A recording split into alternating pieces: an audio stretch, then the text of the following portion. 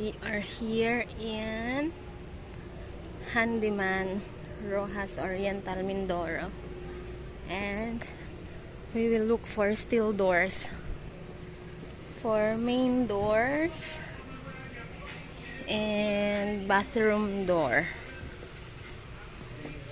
So we will be needing 3 steel doors for main and then 1 PVC door for bathroom. So I think their doors are in this area.